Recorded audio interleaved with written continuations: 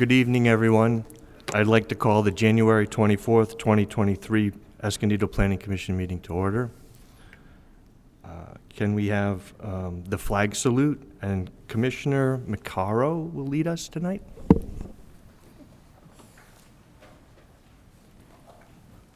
Ready, begin.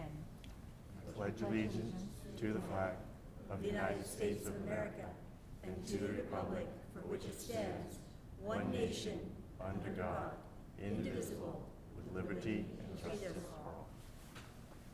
all. And may we have the roll call. Vice Chair Paul. Present. Commissioner Barber. Commissioner Macaro. Present. Commissioner Spear. He is here. What happened to? Oh. Sorry.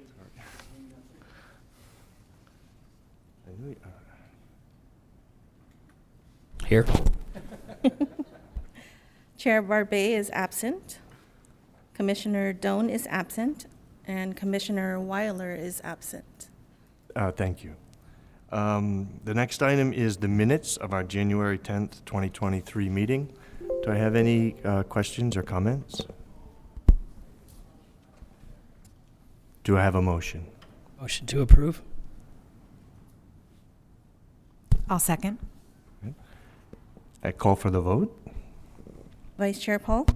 Yes, approve. Commissioner Barber. Commissioner Macaro. Approve. Commissioner Spear. Approve. The vote is 3-0 and 1 abstained. So I plan to ask this question later. I'll ask now. Can I have legal advice about the difference with a quorum and a majority for a vote?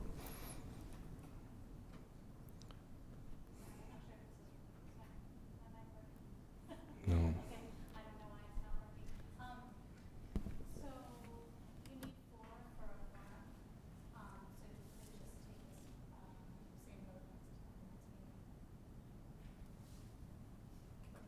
Yes, I meant, so we have a quorum of 4, we can hold a meeting.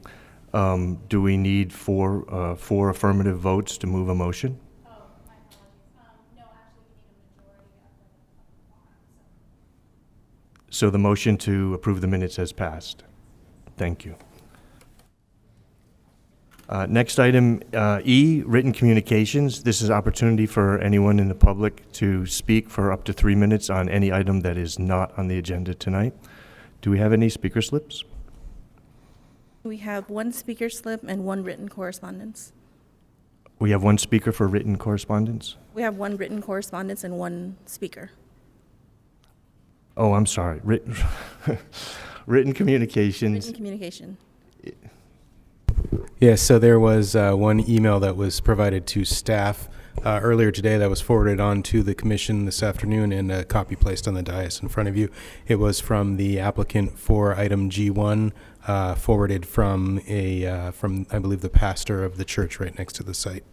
Thank you. And I'm sorry, I spoke out of turn. The next item is oral communications. Anyone would like to speak on an item not on the agenda? And you have a speaker for oral communications? Yes, we have 1. Okay. Yes. I'm Doug Lockwood. So, I'm sorry, would you call him Douglas Lockwood. to the podium? To the podium? If I, Mr. Lockwood, this is for items not on the agenda. So if you wait and This is on the agenda. right, but you're not right now. We're speaking on items that are not on the agenda. So, thank you. I'm sorry. So is there anyone who would like to speak on an item not on the agenda? No. Okay. The next item, public hearings, G1, is a project PL 22-0145, PL 22-0146, PL 22-0147, and PL 23-0032, the Northwest Gateway. And the first item, we should have public disclosures. Has anyone on the Planning Commission had any outside communications they'd like to disclose at this time? I did meet with the, it's covered, I can't tell if it's working. I cannot hear you. Okay, well, I have a loud voice. I will disclose that I met with the applicant on site. Okay? Can't hear you. I met with the applicant on site. I saw the treehouse. Yeah. Well, thank you. That's why they pay you the big bucks. Here we go. And Commissioner Maccaro? And I also have met with the applicant. Yes, I met with the applicant also via Zoom to review the project. The next step is a staff presentation, and I believe Jay Paul is doing the presentation tonight. Yes. Good evening, Commissioners. Jay Paul, Senior Planner. Tonight's item is a request for a residential development in the Northeast Gateway. It includes 4 actions for your consideration. Amendment to the Northeast Gateway specific plan, development agreement, tentative subdivision map for 64 residential lots, and a grading exemption for a cut slope in excess of 20 feet in height. The project is located within the Northeast Gateway specific planning area. And this shows, I have an aerial and a general plan map. So the project encompasses approximately 36 acres here, shown in yellow, which is part of Planning Area 2 in the larger specific Planning Area 5. Planning Area 2 is one of 5 planning areas in the specific plan. PA2 encompasses approximately 89 acres. The project is an assemblage of 7 parcels within Planning Area 2. And a little bit of background. The specific plan for Northeast Gateway includes 5 separate planning areas. The specific plan was adopted in 2004 along with a final environmental impact, which also included the development of the first project there, the Eureka Ranch residential planned development. The Community Lutheran Church, which is located here at the corner of Lake Wolford Road and Valley Parkway, precedes the specific plan. It was approved in the early 90s and constructed early in the 90s, but is also located within the specific planning area. These are some photos of the site. This is looking north and northeast at the intersection of East Valley Parkway and Bevan Drive. This is looking north and northeast. You can see some of the remnants of the agricultural uses and residential uses on the site. This is looking east towards the center from East Valley Parkway. The next photo is looking farther north along East Valley Parkway, and you can see the existing, I want to point this out, block wall. Those were noise walls, noise attenuation walls provided for the existing residential structures along East Valley Parkway. That was installed when several years ago when East Valley Parkway was widened to its ultimate width. That was a collaboration with the federal government and the city of Escondido. And this is looking south. This would be the northern entrance to the project. This is the Community Lutheran Church here on the right. This is the existing driveway to Community Lutheran Church. And the property on the left is also part of Community Lutheran Church. The road will be widened to twice this width and will go through this area, which is an open space easement. That would be on the other side of the IOD, irrevocable offer of dedication. When they built the church, they built the driveway and established the future road for the northern access into the project. A brief background regarding the project, and I have 2 photos. This is shows topography, and this one overlays on an aerial photo, so you can see how it lines up with some of the existing homes and the open space in topography of the area. The project includes the assemblage of 7 parcels, a portion of 1 down in this area. It includes 44 base lots and 20 lots that would be transferred from public lands, and I'll go in further explain how that works. This is a clustered development, so a total of 64 residential lots are proposed. They range in size from a net lot area from 7,000 square feet up to 14,800 square feet. Gross lot areas are larger. These are the net lot sizes. It also includes 12 open space lots located throughout the project serving different functions. Some are for the stormwater facilities down here at the southwestern corner. The property drains in this direction. It also includes steeper slopes and 1 large open space lot J. Part of the specific plan notes areas that have native habitat, perhaps cultural resources, and steeper slopes. And those were to be preserved as part of the specific plan. This project would preserve that area as open space lot J, almost 11 acres in that site, with over 14 and a half acres total open space preserved on the project site. You can see here that lot sizes range in size from 8,000 square feet, minimum 8,000 net square feet along East Valley Parkway. The interior lots, minimum lot size around 7,000 square feet, and the larger lots are here as required adjacent to open space lot J, 10,000 square feet or larger. You can also see the internal circulation of the street provided by internal street E on the specific plan, which is Amber Sweet Way on the south and Foxley Drive on the north. The project would provide through access from Lakewood Wolford Road down to Amber Sweet Way. The project is requesting the transfer of 20 lots into the project site. So a little bit of background on how the density and transfer of lots work. The entire specific plan provided for 517 total units that could be built throughout the entire specific plan. Now, that was figured out by taking the yield analysis, slope analysis, and yield analysis, how many lots each parcel within that specific plan, that larger specific plan could accommodate based on those figures. And there was a total of 517 lots that could be allocated. 167 of those lots are on public lands that the city owns. So the specific plan is built in. It has clustering provisions. It doesn't say clustering, but clustering provisions where you could transfer additional units into your project subject to a development agreement. So you have to negotiate with the city for the purchase of those lots from the city based on appraisals and other factors which they have done. That requires a development agreement and approval by the city. Now, you can transfer those lots into the project provided that you can still meet all the minimum lot sizes.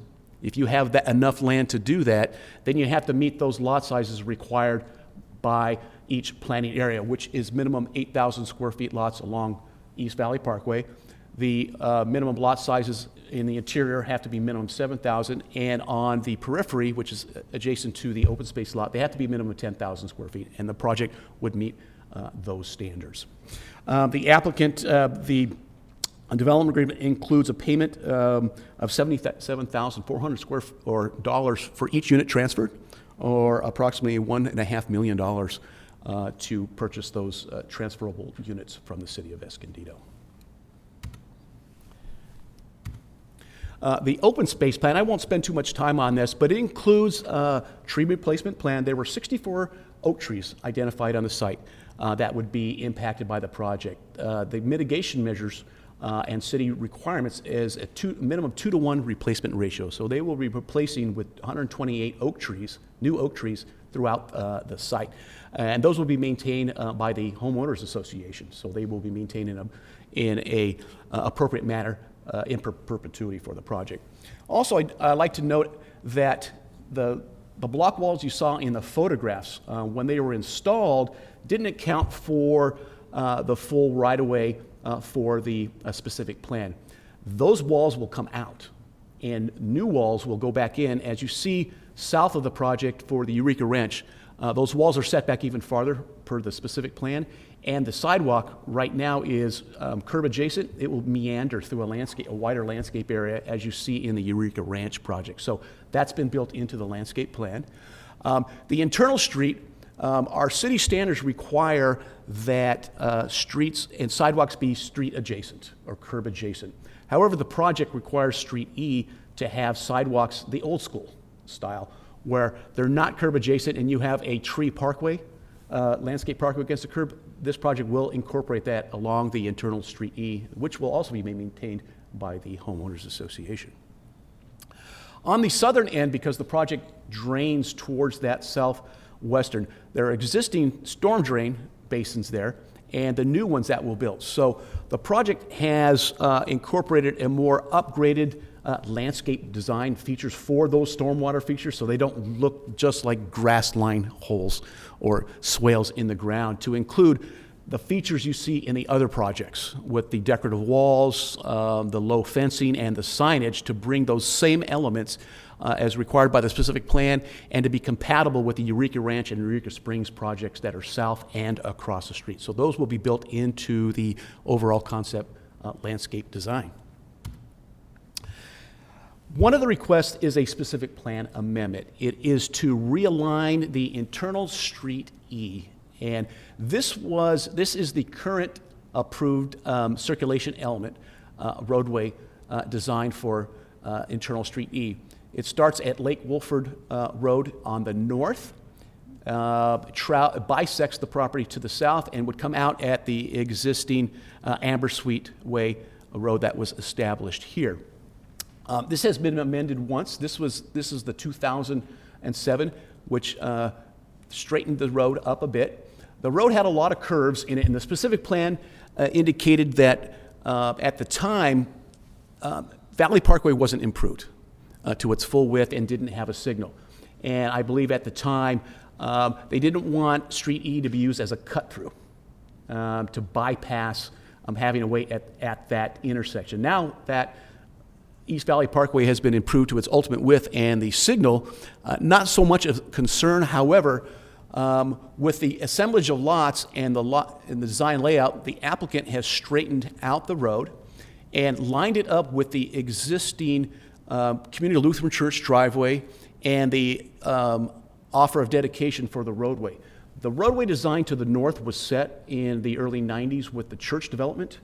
That in the staff report, it indicated that that would be the northern access out onto Lake Wolford Road. And in the circulation element you see here that I'm pointing to, you can see how the road comes up and then stops here.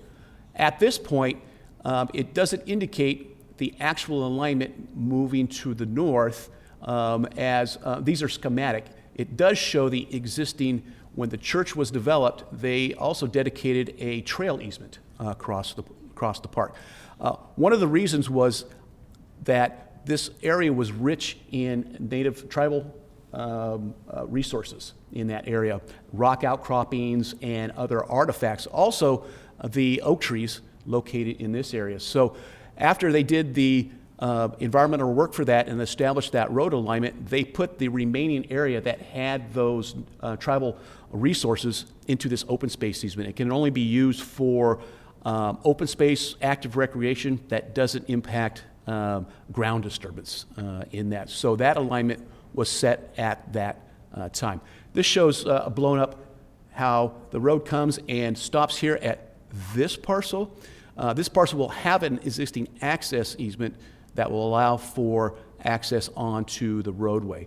The internal street also was designed and languaged to try to eliminate as many driveways out to Valley Parkway as possible and consolidate those. The applicant has worked with the existing owners that have access to Valley Parkway to relinquish their easements or access rights and will now take access off the internal street here. A close-up of the elements to address the traffic calming issues with straightening the street. And it serves two functions. Working with the Native American tribes in consultations, the Rincon tribe had identified some concerns with the existing resources out there. There's some rock outcroppings and some milling features. So the applicant, working with the Native American tribes, especially the Rincon tribe, our engineering department and our traffic division, was able to come up with these pop-outs here, which also act like as some traffic calming features. There's some milling features in these areas where they've avoided those with the pop-outs. There's additional milling feature in the middle of the road that can't be avoided, and they've worked with the Native Americans to come up with an additional mitigation measure to remove that and relocate that on site in an open space easement as part of their grading operations with the project.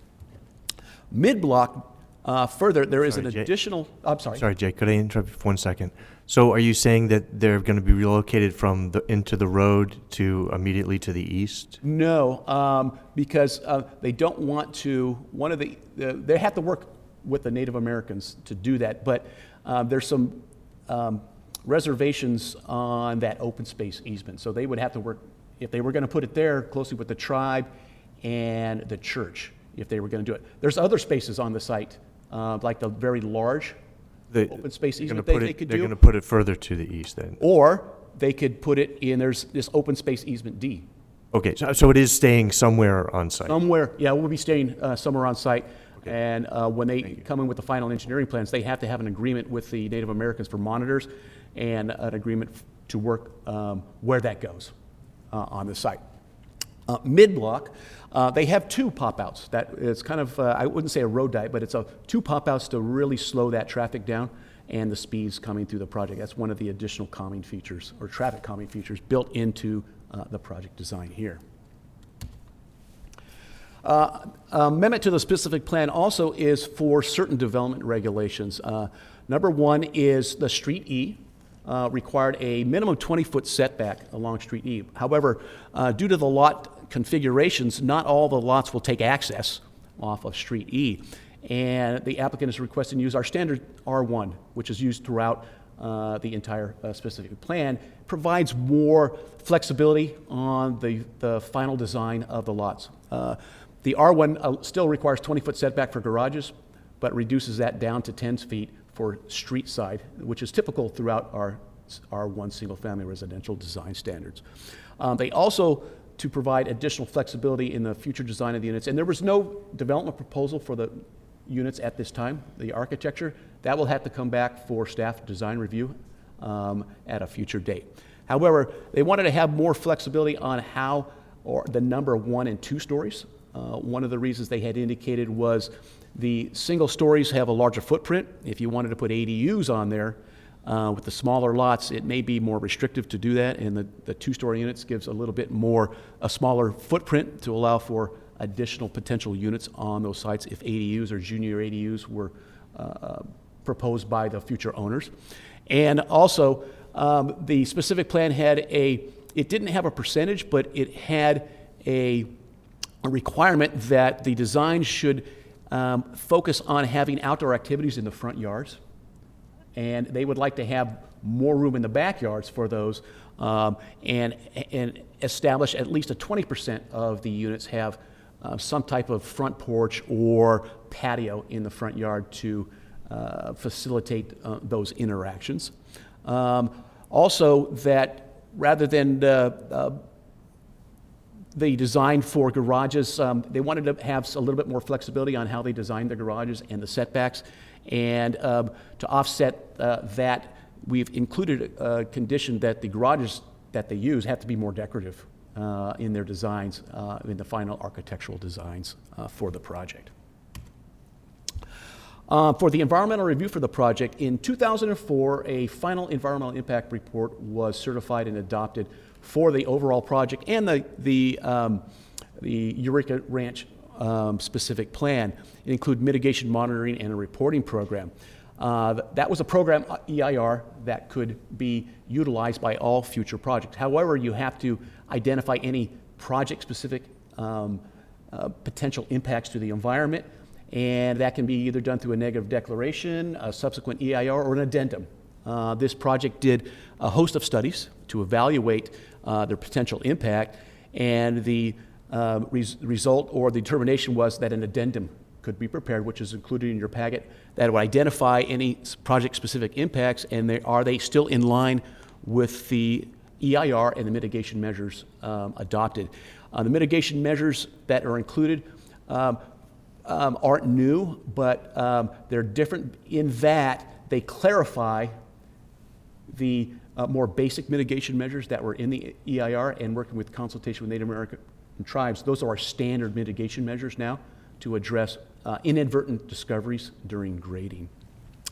So the addendum includes specific project design features that they have to comply with, code compliance measures, and mitigation measures specifically designed for this project. One of the mitigation measures that was prepared for the project in consultation with the Native American tribes, after the report went out, additional consultation with Rincon tribe, they wanted to simplify the mitigation measure that specifically addressed one of the milling features that has to be removed and replaced. So this is the new language. They've taken out a lot of that and simplified that. So we would update the final mitigation measures for the resolution that was signed with this language attached. This was recommended by the Rincon tribe just earlier before this meeting. Staff is recommending that the City Council, this will have to go on to City Council for final approval, consideration, and adoption. Staff is recommending that the City Council adopt the addendum to the final EIR and approve the specific plan amendment, development agreement, tentative subdivision map, and the grading exemption for the project. Staff is recommending approval of the addendum, and we have posted all those plans, the addendum, the original FEIR, and the project plans on our website, so the public had access to those. That concludes staff's presentation. Thank you, Jay. Does the commission have any questions of staff before we move to public comments? No, that was an excellent presentation. Yeah, you covered everything. I have no questions.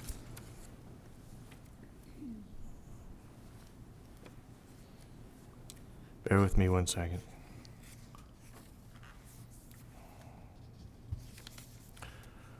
Yeah, Jay, could you talk a little bit more about the 517 units and how many, the area that's involved in that, whether it's just this specific planning, not this specific planning area, but the areas, the sub-areas, or if it's for the whole project? Do you know what I mean by that? Right. So the northeast, or the northeast gateway, is a very large area. It includes the Eureka Ranch project here. It includes the Ryan Park, the high school. It includes the storm water facilities on this side. It also includes the dog park, Mayflower Dog Park, on the west side, and the area in and around the Humane Society and the steeper slopes. So we own those parcels, and there was certain density assigned to those. So when they did all the density calculations for all the parcels in the much larger specific 5 different planning areas, they came up with a total density of 517 units or lots that could be built, and you could locate those throughout the specific planning area as long as you didn't build total of more than 517 units when it was all said and done. So the city's portion of that, when they calculate how much density was on the city's portion, is 767 units. Potentially that could be transferred from public land to private land. Subject to negotiation with the city, if you wanted to increase the density of your project, you could do that through negotiation with the city with a development agreement, negotiate the cost of those units at that time, and any other items that would be involved in the development agreement. And one of the issues, the design issues, if you have enough land on your property and you could meet those lot sizes, you could transfer those in. So you've got a kind of a balancing act of you can only transfer as many in as you can meet the minimum lot size for the project. So that's how it all works through the project. Okay, so there's 517 total for the whole area, and if we approve this project, how many will be left over, so to speak? We have 45 units that the city still has. Right. We have 45 that the city still has, so But how many out of the 517 I'd have to do are some left? quick math here. But to give you an indication, I think we had 87 units transferred Eureka Ranch, 15 for Eureka Springs. That was 102 units transferred. But those projects were, and I have it in the report somewhere. Oh, Eureka Ranch was 340 lots. Eureka Springs was 30 lots. The Apollo Assisted Living, I don't believe, calculates in to that because that was set for condos, potential condos. And so it was outside of the It was 517? outside of that. I believe 517. So we did have two tracks, track 933 and track 956, previously within this area, but it was not a consolidation of 7 lots, and they couldn't make the internal Street E work with the, I believe, the agreements and the getting some of the access through taken care of. So those projects died and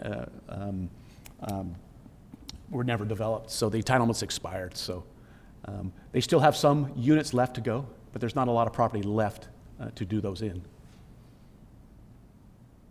And so forth, 30. Yeah. So maybe 80 left to be built? Let's see, 30, 4, 7, 370 plus, this is 64, so we got 471. There's 414 built now. 14. So about 100 left to Potentially. go. Okay. And then, thank you for bringing up this slide, because that is my last question is, these pictures show 2 flags that go out to the east, but all the rest of the pictures only show the top flag going out to the east. So is that the bottom flag, is that open, is that part of this project as open space? The open space is in this area here. Now, the flag goes out because it's part of the parcel, and but they are only purchasing a portion of this. So although this is included in the project, they're taking, let me go to here it is. Yeah, so that was confusing. The flag goes all the way out, but this home will still remain, and they're providing a improved driveway to Public Drive B here, but they've only negotiated for the purchase of this much and the density that would be involved with that lot. So could more homes go further to the east, or is that going to be? You know what? I don't know. Potentially, I don't remember how much was transferred from that. Okay, thank you. Okay, this is a public hearing. Commissioner, I just wanted one clarification when the subject of the density transfers will be discussed. So just to clarify, the density transfer is not going to increase densities or the number of units on the site. It's basically will allow the applicant to retain the number of units that was originally approved in the specific plan, correct? Well, it establishes an overall density for the entire specific plan. And you can move that around, provided you don't exceed the total amount of units, 517. And how you want to disperse those throughout the specific plan is based on your base density, and then, you know, your purchase from the city, and if you can meet the minimum lot sizes. So as long as the entire specific plan doesn't exceed the overall density established for it, which I believe was about 1.2 dwelling units per acre. Okay. But the applicant is staying, his approach is still to maintain what was approved in the specific plan. Correct. Okay, that's what I wanted to clarify. Thank you. Okay. Any other questions of staff? Okay. Just a couple of questions, Jay. I think you mentioned that the 20%, shifting from 10 to 20%, and that was with regard to the front yard features. Correct. The rationale for that was, hey, we want to put some in the back. Is there any verbiage? I think you a shift from front yard to backyard, is that correct? Correct. And maybe the applicant could probably maybe answer that question a little bit better on future marketing, design, how needs change over the years. The thinking back in when this was done in 2004, and probably what future home buyers now want to have. The concern originally for that 10% was the rationale for that. What exactly was the rationale for the original 10%? 10%? Or, wait a minute. Pardon me, for the original. For the setback or the... It was not 10%, it was all of the units, I believe, originally, correct? All of them were supposed to have a front yard feature, and that was revised. Am I reading the wrong one? No, I think it said that they should be designed with front yard features. Right, and all of the units, correct? I don't I'd have to look at the language Okay. for that. I think- Any discussion on any type of verbiage to make that a shift to the backyard rather than just an elimination of the front yard? No, we didn't talk that. I think they wanted to leave, our discussions was the backyards larger, so they can have more potential amenities built in the backyards, rather than forcing the homes back farther to have those front yard features that might not be used. Okay. Second question I had was the 20-foot setback. That shift to R1, what does that translate to in terms of a dimension? How an R1 property works, and let me go to the picture here. So this is Street E. So in an R1 setback, the house can, the main structure has to maintain at least a minimum 15-foot setback from the front property line, but the garage has to maintain a 20-foot setback. And that will, the 20-foot setback for the garages will remain. So that way you can have 2 cars in the driveway, or 3 cars in the garage, or 2 cars, and you have 20 feet of setback minimum, so you can have 2 cars in your driveway. So it provides for appropriate parking. However, when you have lots that might be corner lots, for instance, lot 51 here, where you're probably going to take your access off of here, and it's not wide enough to do that. A 20-foot setback and a 20-foot setback doesn't provide sufficient room for a typical house on those lots. In a standard R1, your street setback on the side for fencing or structures is 10 feet. So you usually get 5 feet of parkway and 10 feet of setbacks. You get 15 feet of landscaping behind the sidewalk, and that's the normal setback for most of the zoning throughout the city. They wanted to use those for the project. So it eliminates the 20 from both, essentially. Is that correct? Yes. Got it.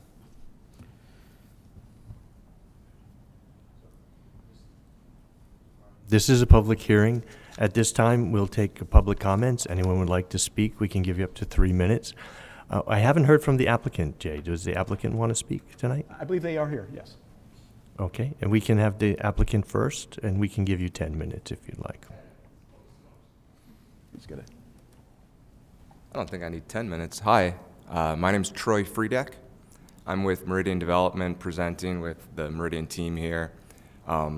First wanted to thank you all for being here and hearing our proposed project. We're really excited about it. And wanted to thank Jay, Owen, Adam, Andy, the whole staff. You guys were great, and we really appreciate all your hard work. That's kind of it. I mean, Jay really covered most of it. I'm happy to answer. We're all happy to answer any questions you might have, and I kind of open it up to everybody else. Thanks. Okay, thank you.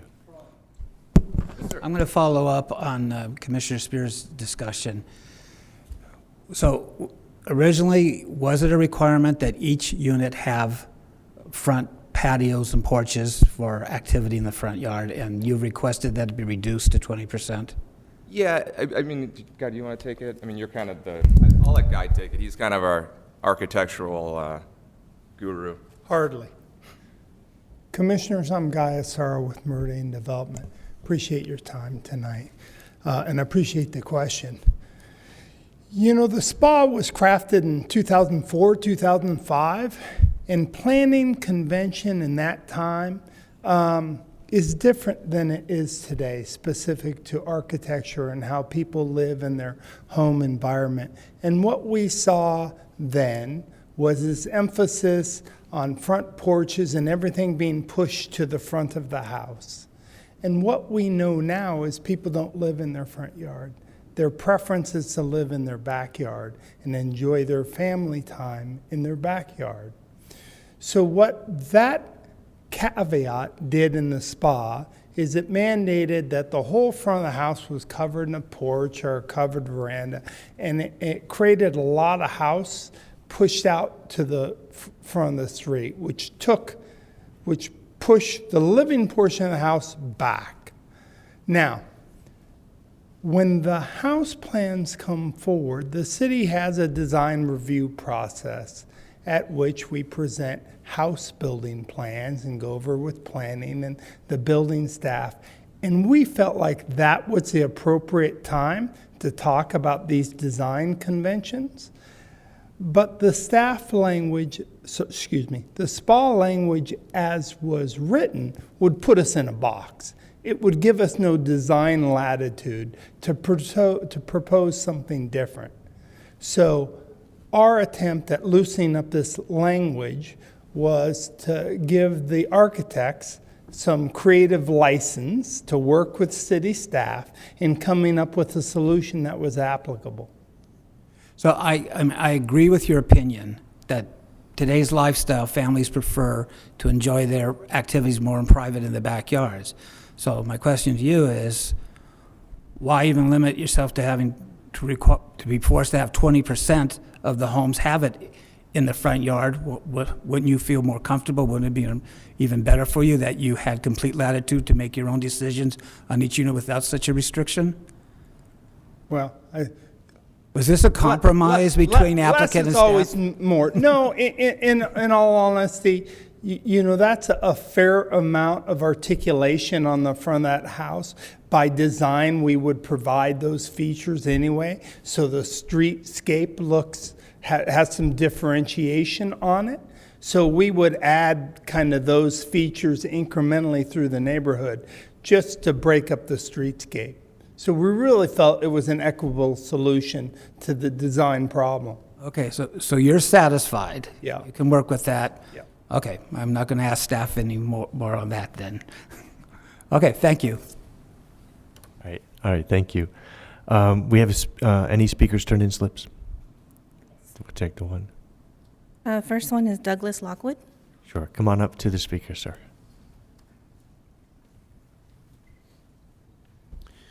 Yes, I'm a property owner which directly adjacent the proposal here tonight on the north side. Right here. The statement in the amendment that was published on the website as of last Thursday or Friday indicated that on page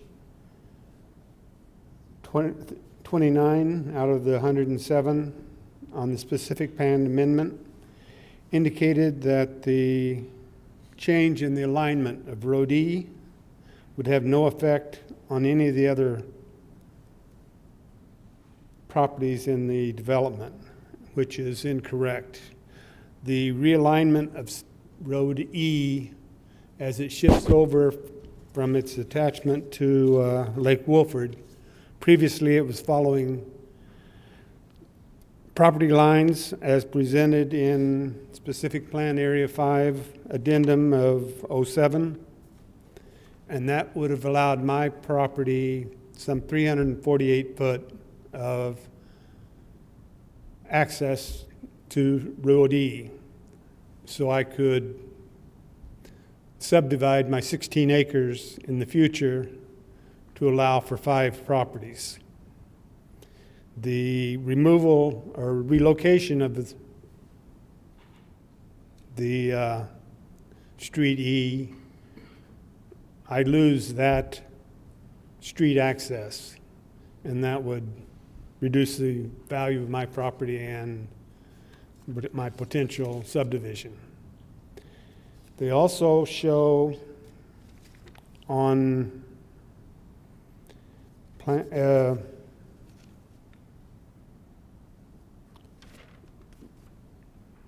Exhibit E, Exhibit 4, the travel of Lake Wolford Road. They show it as going east along my property, which it does not. It turns north and moves north at the edge of my property or before my property begins.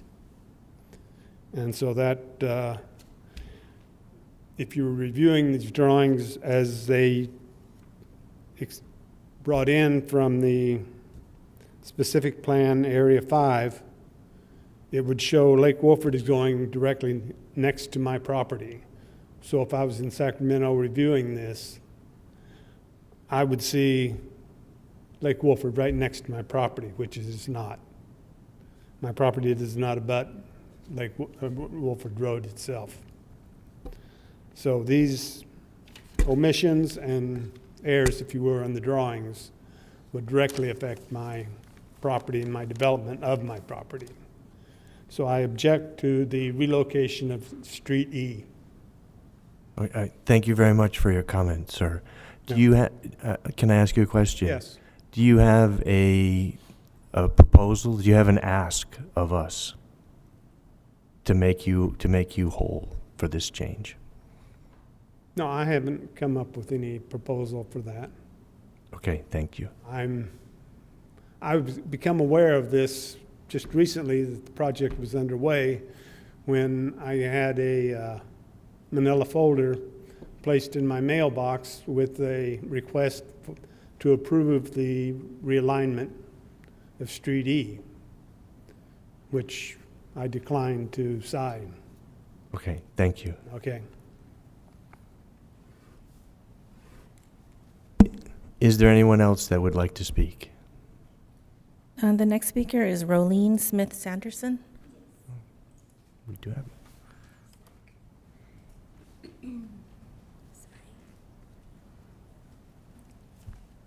Even though I just had a knee replaced, I'm here anyway, so I'm sorry it took me longer to get out here.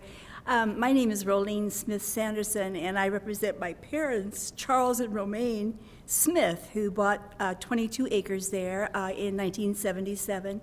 And my dad's dream was always that it was going to be a Christmas tree farm, because he was a landscape architect from Ohio, and so that was his dream. He was never able to realize that because of extreme rheumatoid arthritis. But it's appropriate that this meeting, this very first meeting, be tonight, because this is my mother's birthday, January 24th. I just want to say that I know that my family is in complete agreement with this. Whatever we can work out with the logistics of the Street E, I certainly hope that that will take place, because I know that although Mother and Dad are both gone, that they would just totally love to see children playing and families living in a beautiful area like Meridian is doing. So I just wanted to tell you how our family feels about it, and we're very happy. So thank you. Thank you. You have other public speakers? Last one, I believe it's Karen Cook.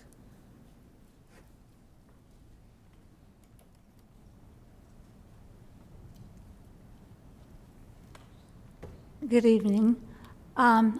We own 13960 Valley Lindo Road, and I'm totally 100% in favor of this development, because now only access to Valley Lindo is off of East Valley Parkway, and it's very, very, very busy going up to Valley Center. And they did widen the road from 2 lanes to 3 lanes, and they started it at Eureka Road, and it goes to Bevan Road and then past Bevan Road. So when we're coming home, I get over in the very right-hand lane right past Eureka Road and go through the light at Bevan, and I have my blinker on and go slow, and I kind of tap my brakes, but it doesn't seem to affect the people behind me, because they are just speeding. I mean, I've almost been rear-ended several times trying to get into Valley Lindo. And then coming out of Valley Lindo, we make a right-hand turn, and we're in the right lane, and we have to get over in kind of a short distance to the left turn lane and go to the light in front of the church and make a U-turn. So this will actually abandon Valley Lindo, except for just a small portion where there are myself and then 2 other homes, and it'll be a cul-de-sac. And the access to that will come into Bevan Road where there is a light, and then we'll cross over on the new road, and there'll be cul-de-sacs there and stuff. It won't be congested, and there won't be a lot of traffic. And then we'll come to Valley Lindo Road, which is just going to be in front of 3 houses, and it's going to be a cul-de-sac. So it'll be a lot less congested. And Valley Lindo Road now is a private road, and with only 3 houses on it, we could never afford the upkeep as far as repaving or widening or fixing the potholes or taking care of the trees that are there and branches falling onto the road. So this would improve it. It would give us wide streets and walkways, and it would be much safer for the residents. And the other thing is we're in the county, so we don't have natural gas, and we have our Wi-Fi has to be satellite, and my daughter homeschools, and half the time the satellite doesn't work, and so we have no Wi-Fi. And when it does work, it's really, really slow. And we're on propane, and I prefer natural gas. Could you sum it up? Yeah. So anyway, I'm in 100% in favor of this project, and I've talked to the developers several times, and I believe it's going to be beautiful and a great advantage for City of Atascadero. City of Escondido. Thank you very I'm much. talking about my old hometown. Okay. Go ahead, next speaker. We're no more speakers, but we have Adriana Paz Grajeda. Sorry if I mispronounced your name. She's in favor, and I just wanted to state that for the record. Okay. All right, no other speakers? Would you come out to the microphone?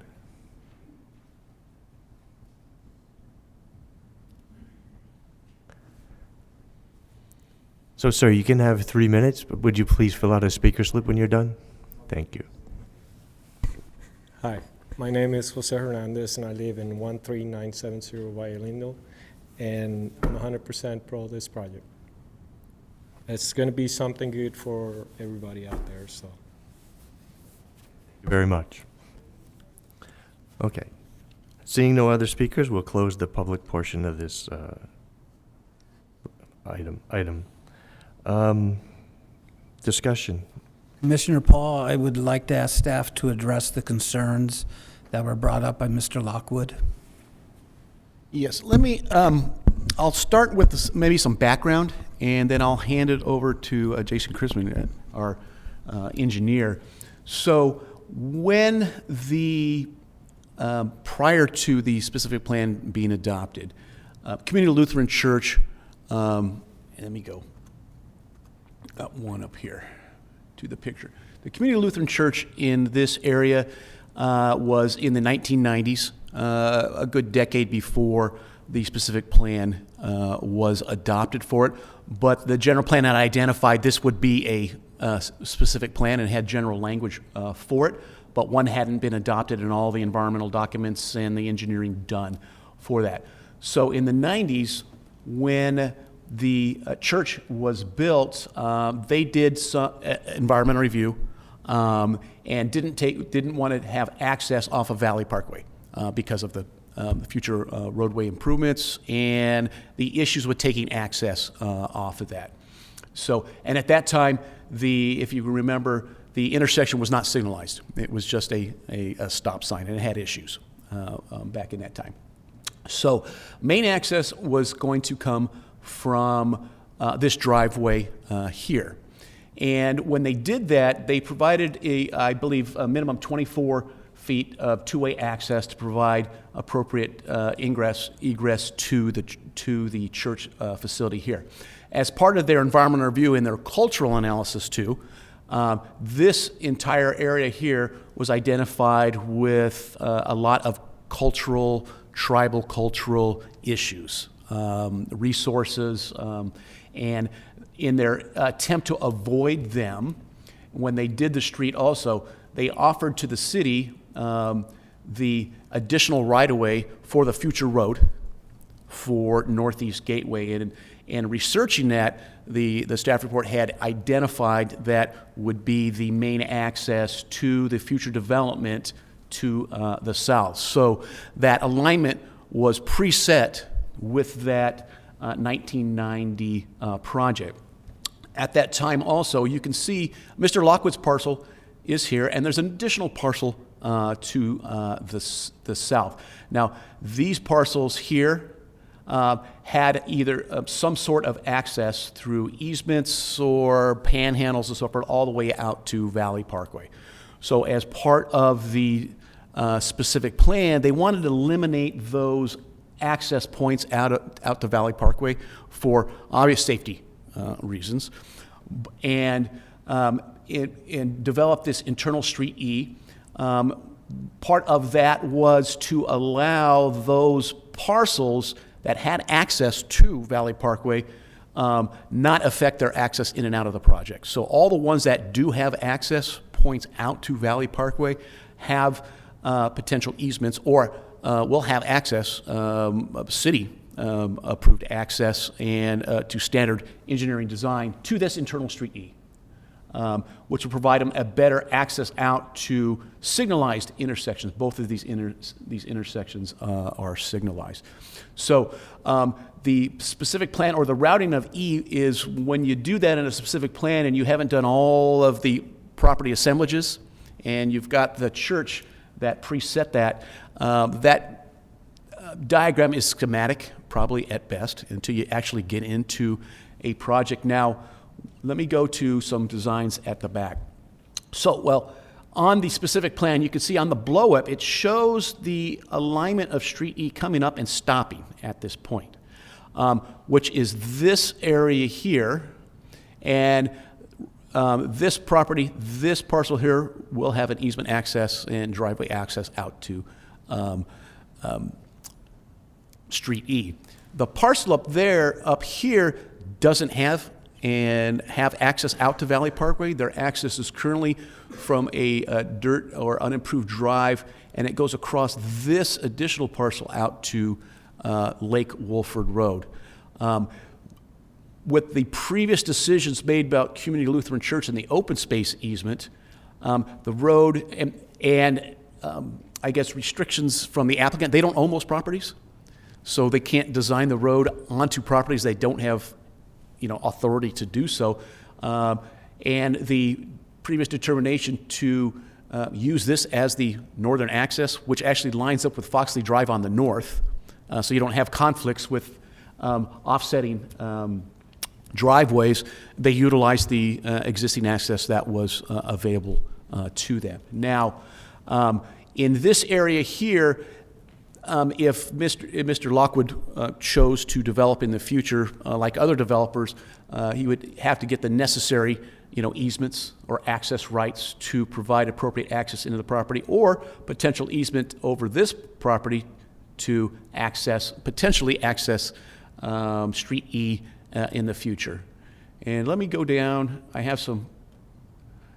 This is the curve coming out, and you probably wouldn't want, from an engineering standpoint, having that drive or the main axis coming out at the curve.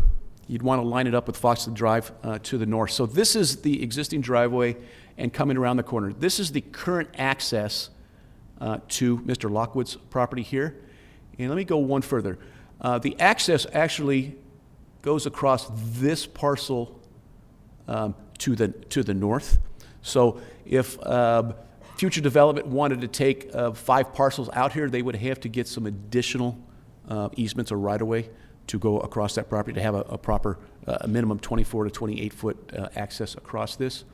This is how the APNs, this is a blow-up of that, how that works through there. And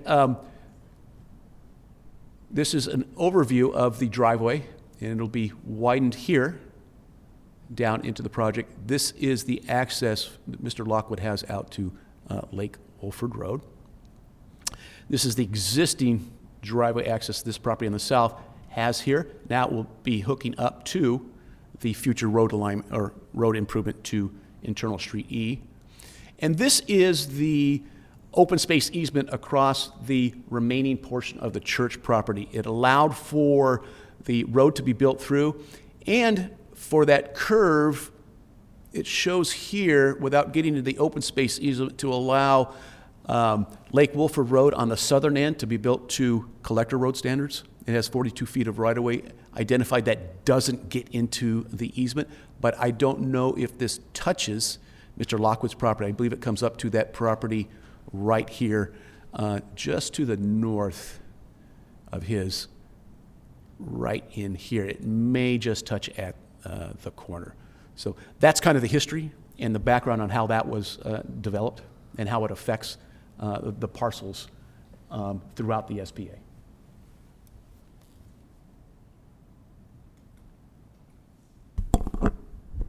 All right, Jay, you took a lot of my things away, but that's okay. I would say that to hold the alignment that's shown in the specific plan would have required the developer to attain some additional easements from residents and properties that aren't a part of the property, which would have made it a lot more difficult to complete. You brought up the idea of Foxley being aligned with the northerly portion of Foxley. And yeah, I mean, the project can only improve what is within its own boundary. And I believe that Mr. Lockwood has legal access to Lake Wolford, and subdivision would still be possible. We would just have to review that when a submittal or proposal came in for our, to take a look at access a little bit more closely. Thank you. So Jay, to follow up, the green existing public trail easement dedicated by church, that runs along his property line? It runs along both those property boundaries, correct. Okay. So there's a potential to use that easement for a road in the future, right? No. The language in the document set that aside, but there's some specific restrictions in the easement. It was for open space purposes only. So the church can use that for open space purposes. They can put active, swing sets. They could put benches.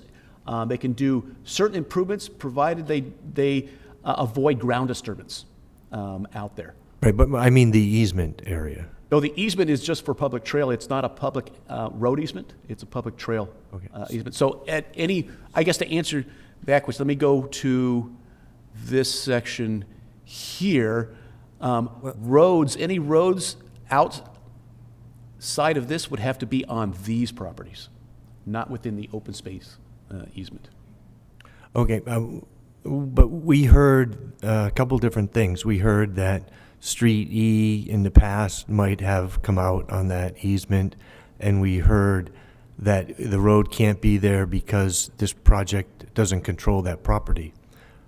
But but you're saying both of those things are wrong, that if this project controlled that property, it still couldn't come out there, and that in the past it wasn't going to be there? I think there might have been a disconnect, and when the language was written back in 2004 for the specific plan. If you see the picture here, this is the designation for the road. But again, schematic, and then it stops right here, and then it changes to identify just the dedication for that. But not necessarily taking into account that the road was already set with the church project. I'm sorry, but that comes through there. I'm sorry, Jay, but that diagram, you said that's from the 2007. It says existing easement dedicated by the church. Right. It doesn't say you can't use that easement for a road. No, the actual development, the easement language says no development, no structures of any kind. It's very specific. Okay, thank you. And nothing that has any ground disturbing impacts also. So there never could be a road in that spot, correct? You'd probably have to go out and start that section over again with working with the Native Americans. I don't know if they're going to allow you to do that with the significance they determined in that area. It's not impossible, but highly unlikely or impractical. But nothing precludes the homeowner from that property, the adjacent property, from putting his own road on his side of that. And connecting into potentially working together with the other property owner to use their easements also to connect to the internal road. So nothing's really changed for that property owner, correct? Correct. Okay.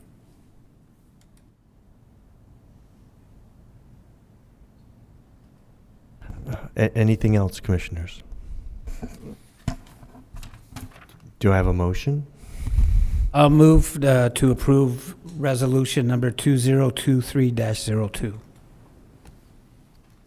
I'll second it. We have a motion and a second. Call for the vote. Vice Chair Paul, Yes, approve. Commissioner Barber, Yes. Commissioner McCarroll, Approve. Commissioner Spear. Approve. I'm sorry, I think that was a little bit hasty. Jay, you asked for one change in mitigation and monitoring, and maybe we should have mentioned that Yes, right at actually, the end before we voted. 2 items, and I'll get right to them. On the exhibit, I believe it's F, on the diagram, it shows that the setbacks will be R1, but there's actual language, and I added it in here, that we will change to. So it's section 2.3, circulation number 4 in the document, so they match up. And the mitigation measure as recommended by the Rincon tribe to delete this language and simplify that. That would be amended with the reso. Thank you. Do we need to change the motion and revote? Yes, I think you need to revoke that motion or make a motion to. Make a motion to revise the motion. To revise your motion. Okay, I'll make and a retake the motion vote. to revise my motion. I'll second that. Vice Chair Paul, Yes, approve. Commissioner Barber, Yes. Commissioner McCarroll, Approve. Commissioner Spear. Approve. The vote is 4-0 to approve. How do I incorporate those two into the motion to approve the resolution? It's been done. It's been done? Done. Yeah. We're finished. Oh, okay. Thank you, everyone. Well, that whole rescission, that confused me. Okay. Thank you, everyone. We have one more public hearing, PL 23-0005, a zoning code amendment. And disclosures. Any commissioners have any disclosure about the next item? All right, staff presentation. And this is presented by Andrew Firestein. Good evening, members of the Planning Commission. I'm Andrew Firestein, your Director of Development Services, and I have the privilege tonight of being your case planner and the applicant for a series of amendments to the zoning code.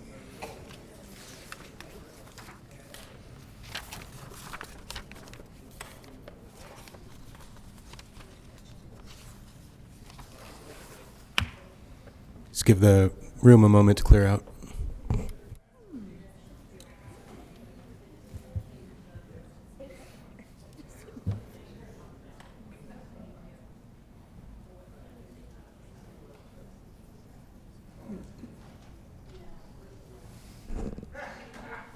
Hey, everyone, thank you very much. We have another hearing.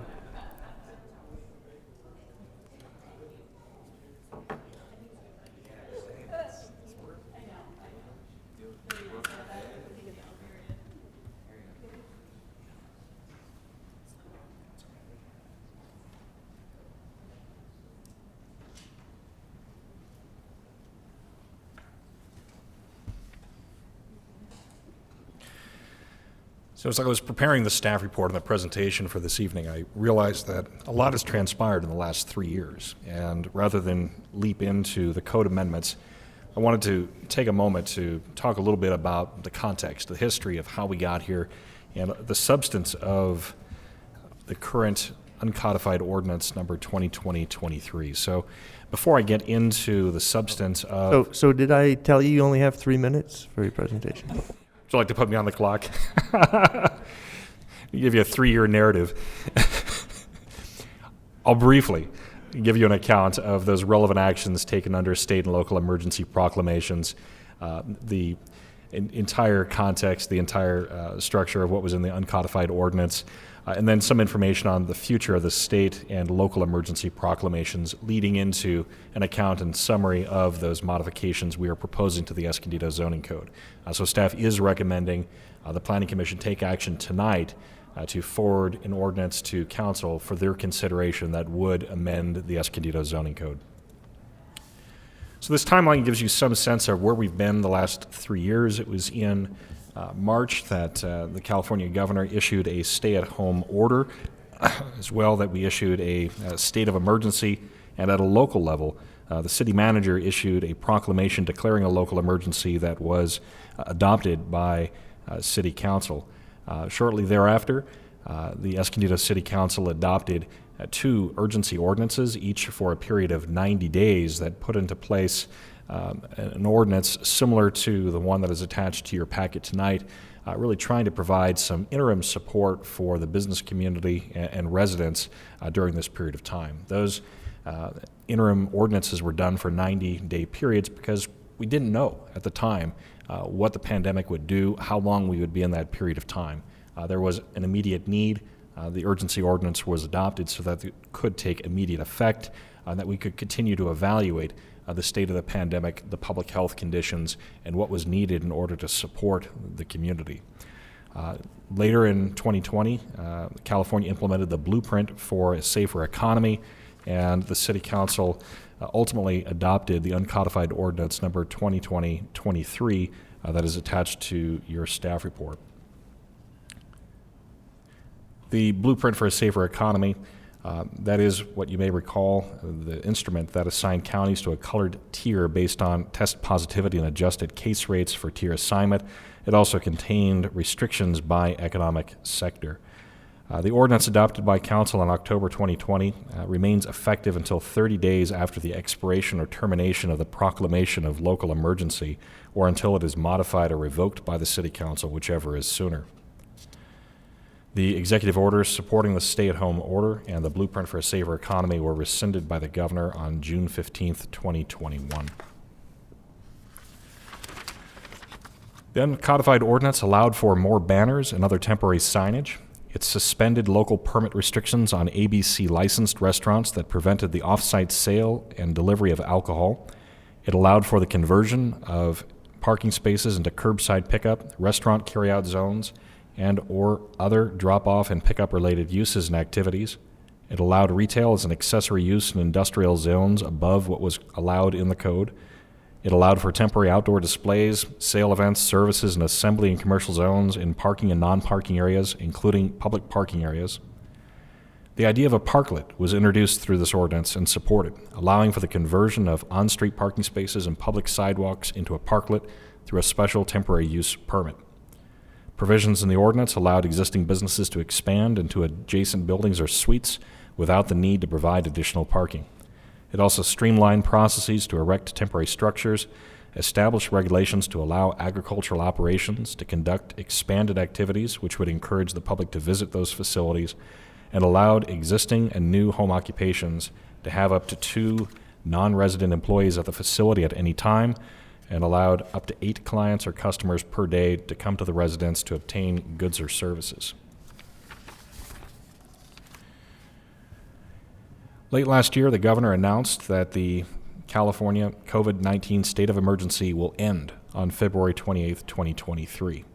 And it is expected that our local proclamation of local emergency will be rescinded soon thereafter.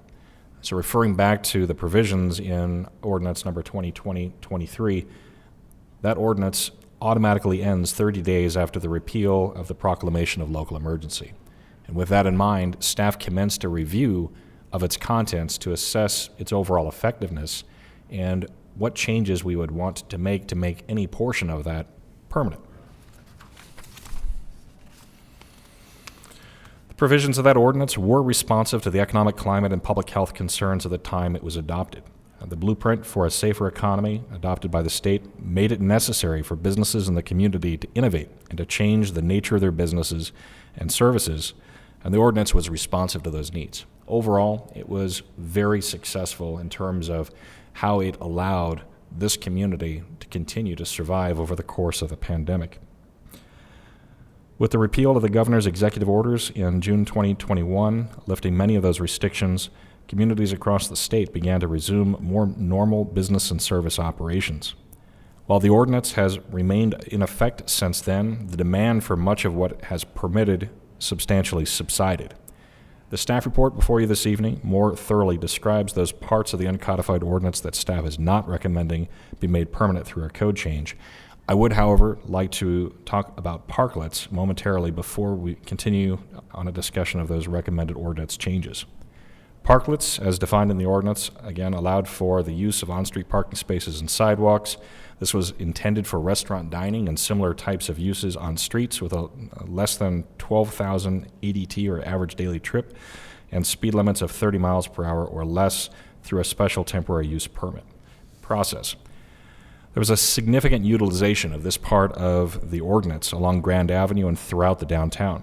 A number of restaurants were permitted special temporary use permits that are conditioned to expire upon the commencement of Grand Avenue Vision Plan Phase 2. As with the first phase, the sidewalk widening is expected to provide enhanced opportunities for outdoor dining. Beyond Grand Avenue, there is interest from several businesses in the continuation of those parklets. Escondido, shown on this slide, is an example of a business that has obtained an encroachment permit to make their improvements semi-permanent. Other businesses would like to follow suit and make similar improvements. Before we can do that, however, there is a need for a greater discussion with the community and the City Council on the use of on-street parking for this purpose. There are examples from other communities that have embraced parklets and have addressed such issues such as their design and the use of the public street and have done so successfully. Those can be models and examples for us to look at, but for the moment, staff is bifurcating parklets from the ordinance changes that are before you tonight, recognizing the need for continued additional discussion on those before we can put together an ordinance recommending changes to the code. So one change over the course of the pandemic that has become ubiquitous is curbside pickup and restaurant carryout zones. While some stores, such as Walmart, had curbside pickup in place prior to the pandemic, it's deployed everywhere today, and there's no indication that this will change. The proposed changes to the Escondido zoning code before you this evening recognize this and allow for both the directional and informational signage, such as what you see here, and the reservation or dedication of existing parking spaces for this purpose. Much like parklets, outdoor dining on private property has demonstrated that there is ongoing demand for its continuance. The Escondido zoning code already contains provisions on outdoor dining. The proposed amendments clean up this section of code and work into it a process to convert off-street parking into outdoor dining. This creates a path for those existing restaurants with a special temporary use permit issued under the uncodified ordinance to make their outdoor dining permanent, and for additional restaurants to propose similar concepts. The proposed amendment sets minimum requirements, including the delineation of spaces from parking spaces, drive aisles, and sidewalks, and the use of materials suitable for use on a permanent basis, together with a conformance with building codes and ADA. Design review is required under this ordinance. The example shown here is a good example of a restaurant that has recaptured underutilized parking spaces with outdoor dining through a special temporary use permit, but one that will require modifications to become a permanent installation. And last, like outdoor dining, the Escondido zoning code already permits retail as an accessory use in industrial zones. The proposed amendments increase the percentage from a maximum of 15% to 50% of the gross building area. And it's with that that I'll close staff's presentation and offer our recommendation that the Planning Commission approve resolution number 2023-03 and forward this set of ordinance changes to the City Council.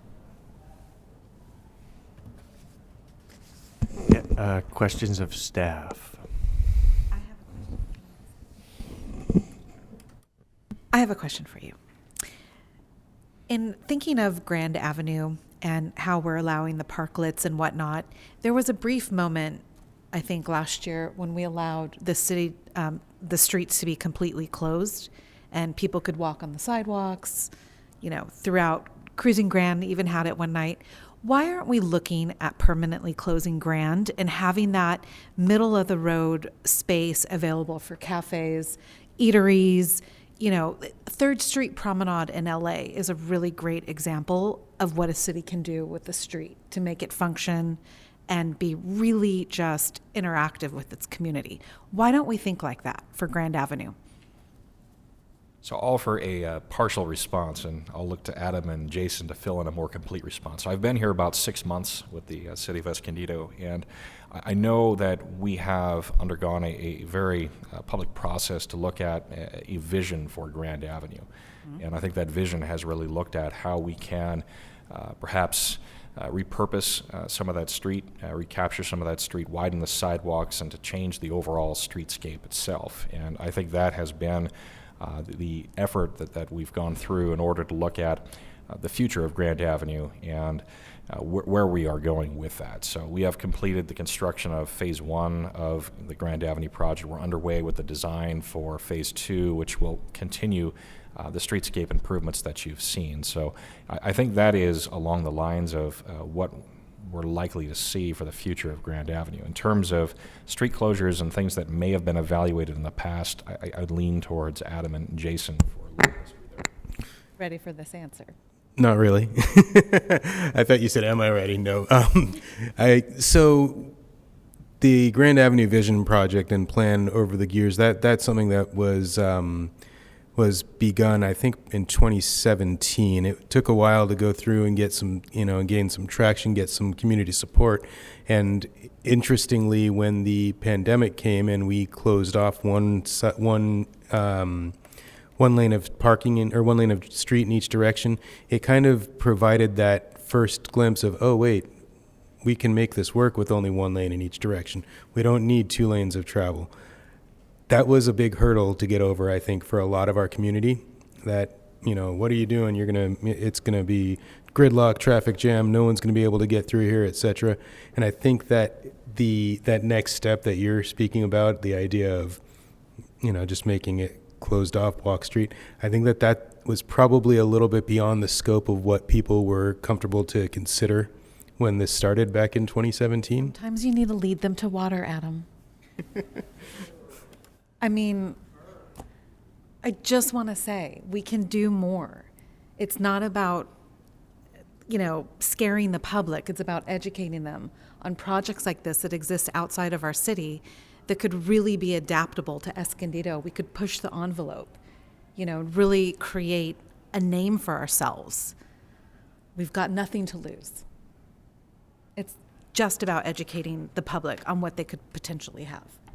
Well, So I would highly just beg, plead, request that that thought process takes place here in our city. So Commissioner, can you let me do one technical thing first? And we'll go back, because I can do this really quick, I hope. Sure. So at this time, I'd like to open the hearing for public comments. Is there anyone that would like to address the commission on this item? Seeing none, I'll close the public hearing and we go back to commissioner comments. Thank you. I just took care of that technicality. Thank you. Now we can talk about it. So staff recognizes the comment. I think that, as Adam perhaps alluded to, it's outside the scope right now of the Grand Avenue Vision project, but we do recognize and appreciate the comment. And as a planner, I know there are cities, there are communities that have looked at that. I don't see it in the future right now for Grand Avenue. I do appreciate Grand Avenue, though. I think we've made good progress with what's going on, and I'm happy to see the thought behind it. So thank you for that.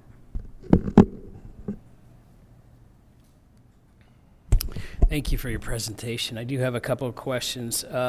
First question is, and you alluded to this, it's in the report already, but we do, speaking specifically of Article 39 for off-street parking, we have a process in place already. We have. Prior to the pandemic, Walmart was already exercising the use of this principle without any problems, I assume. Whoops. Uh-oh, hang on. My brain just fell asleep. Hang on. So, along with that, I guess, the acknowledgement that the process is already in place for those that wish to exercise the off-street parking space curbside pickup option. What is the, how many businesses are asking for this? So what's in the code today pertains more for areas that are on street. I think that gets to the loading and unloading zones. And again, referring back to Grand Avenue, staff didn't feel that additional changes were needed to accommodate pickup zones that may be using an on-street parking space. Where we saw a potential need, though, was looking at the off-street parking areas and really adding clarification that this is an appropriate use of those off-street parking spaces, and more that over the course of the time that this has been in effect as an uncodified ordinance, that we have not seen negative impacts of that. Major retailers have simply put up signs and designated or reserved parking spaces for that use. And I said it's ubiquitous because you see it just about everywhere. Whether it's grocery stores, hardware stores, nearly every retailer has that curbside pickup. Yes, Walmart did have it in effect prior to. I did not do the research to see if they went through any planning process to do that. Adam is indicating they did not. But I think what this does is recognize that many of those retailers have already done that. We have not had direct communication or conversation with them about it, but it's not creating a process that they need to go through to request it, but rather acknowledging that there are those retailers out there with directional wayfinding signage supporting curbside pickup, these carryout zones, and as well formally permitting the use of those parking spaces for that use. So no businesses have asked for this change, is that correct? No businesses have asked for it, but if you go out in the community, it's everywhere.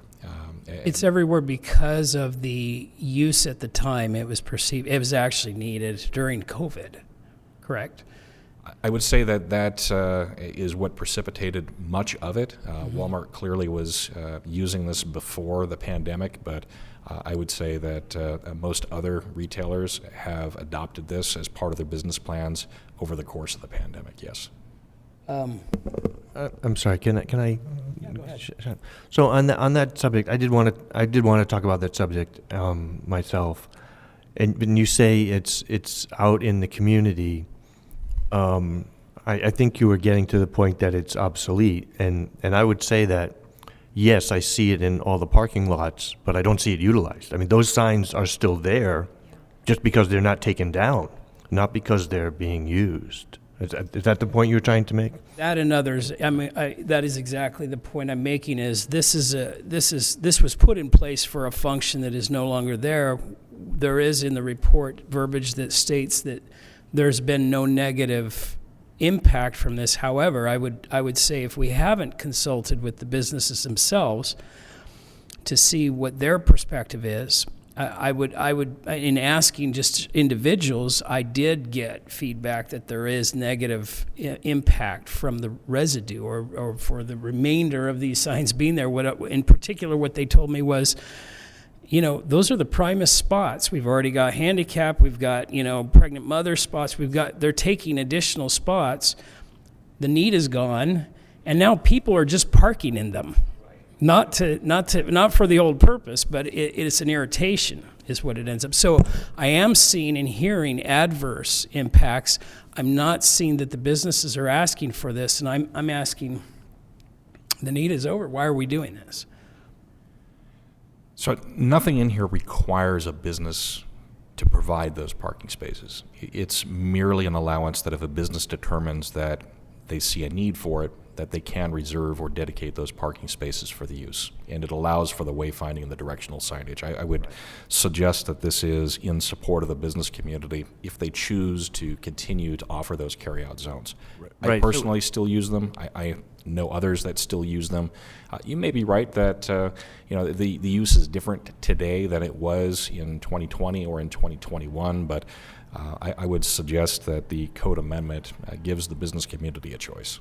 Right, so is this just a signage issue and not really a use issue? That anybody can park in that spot, is just gonna have a sign there that people can ignore? There's no enforcement of it, yes. That's what I'm saying, it's just like a sign like pregnant moms. And This allows for the signage to be erected in that parking lot, and further, it allows a business to choose to reserve those parking spaces for that purpose if they so choose. But that's How would always- how would the store enforce that then? By trespassing you? Is that what you mean? What I'm suggesting is that we establish a minimum level of required parking, and that if a business wants to reserve or dedicate a share of that required parking for that, that's something that the city of Escondido would permit if this were adopted. Which they could already do, as in the case of, for example, Walmart. That ability is already there, correct? I think they just did it. Okay. Is there anything currently that prohibits them, as in the case of Walmart, from doing that as they did? Is there anything that says, no, that's a no-no, you can't do that? I'm not aware of anything off the top of my head. I'm trying to think of our parking ordinance and if it has any language to that effect, but it's not coming directly to me. Right, so would this limit that then? Because it says maximum of 5% or something, so now would we be imposing a limit on Walmart? We would, yeah. So we're providing no use that is not already there, but we are limiting what they could currently do. I think we're eliminating any question of whether the zoning code permits that use, the number of parking spaces that may be reserved or dedicated for that use, and specifically permitting the addition of the wayfinding or the directional signage.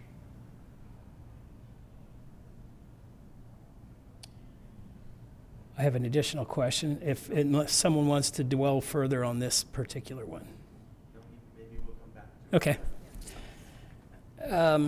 Article 57, here we're discussing the outdoor dining provisions, and we're seeking to permit the conversion of existing parking spaces to off-street outdoor dining. I have some questions and concerns about this. First and foremost, currently, prior to COVID and these temporary measures, what was the process? Say a business, a restaurant in this case, say they decide, hey, we want to do some of this. We want to convert some of our parking space. We feel like we have too much parking we don't use. We want to convert it and make additional dining space. What is the process? What was the process, or currently is the process for that? So, depending on the number of spaces they had on site, they're allowed to do a certain amount of area, whether it's converting their parking spaces or other, landscaped area or whatever it might be, into outdoor dining. They're allowed to do, I think, up to 300 square feet of outdoor dining area without considering any need for additional parking on the site.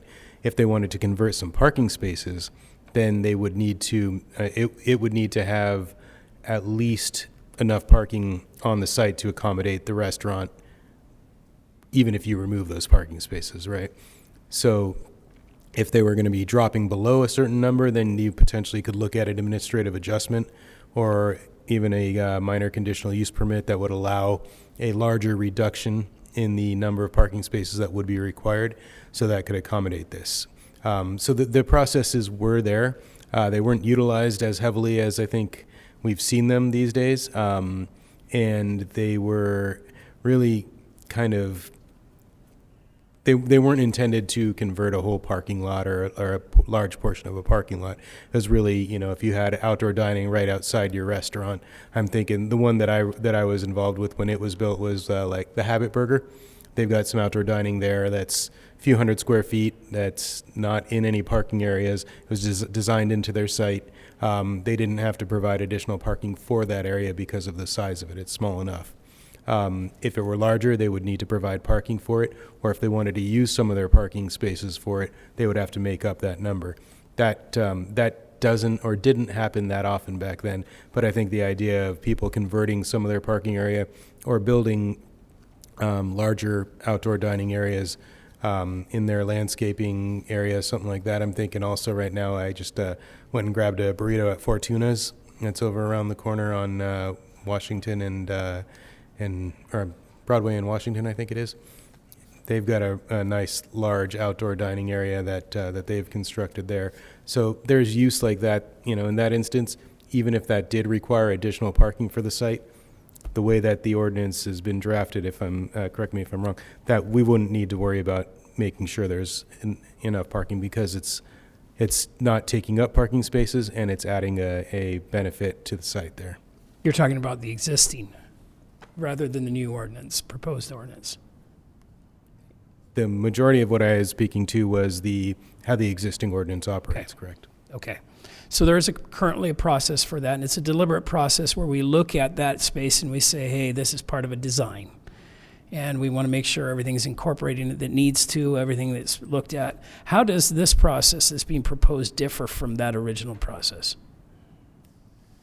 I think the strongest difference is in the minimum requirements, putting into place the minimum design requirements for the use of that space, the delineation of it from the drive aisles, from parking spaces and the sidewalk, looking at the materials, ensuring that they're appropriate for an outdoor environment, and requiring design review. I think the examples that we shared here, this is a special temporary use permit that was done under the uncodified ordinance, but this would not be a good example of something that we would permit under the code changes. We would want to ensure that we have appropriate building materials for that outdoor space and an appropriate delineation of that. Right now, you've got a wood foundation with really a vinyl material creating that barrier between the parking area and the dining area. That is something we look at as a temporary structure, a temporary use. We would want a more permanent structure in that place. So the changes that we are advancing, suggesting, allow for the conversion of those underutilized parking spaces to outdoor dining. Perhaps that was allowed in the code before, but it does establish that floor for what the city's standards would be, such that if this restaurant wanted to convert this use to a permanent use, it would have to meet those minimum standards. This is not something that we could support as a conversion to a permanent use without those changes. Okay, thank you. So that leads to another question I had also on the same subject, is we've talked about the CEQA review and said that these are temporary changes, not subject to CEQA, but we're talking about making those changes, the changes to the code that were temporary, making them permanent, but also making things like this from temporary to permanent. And so how do we say that that's temporary and is not subject to CEQA when we are making it more permanent? And this talks about removing 25% of parking, and that would mean either we always had way too much parking, or we were going to have an impact that should be reviewed. I'm sorry, that's my opinion in the question. I'll let Adam speak to CEQA. The 25% was meant to align with the existing administrative adjustment process. So we're looking for consistency in the code by aligning that 25% with an existing section of code on administrative adjustments.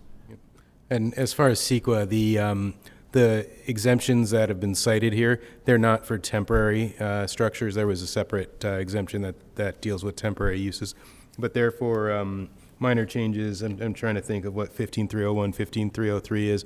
I think one of them's use of existing facilities. One of them's minor expansions of existing facilities. So they're things that are low of such a low threshold that they do not necessitate further environmental review.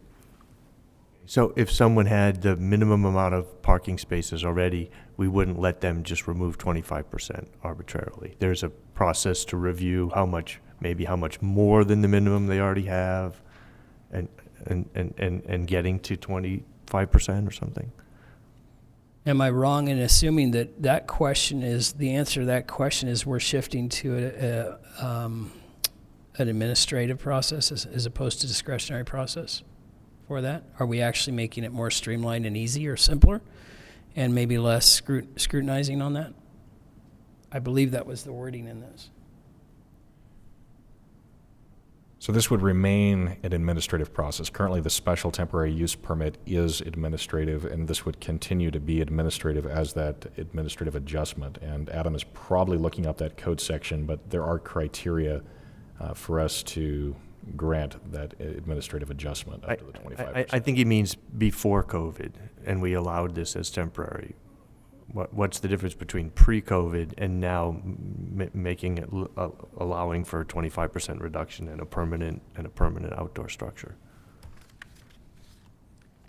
So the way that the code is going to be revised, it would allow the use of up to 25% of your parking spaces through an administrative adjustment process. Previously, that option was only there through a minor conditional use permit.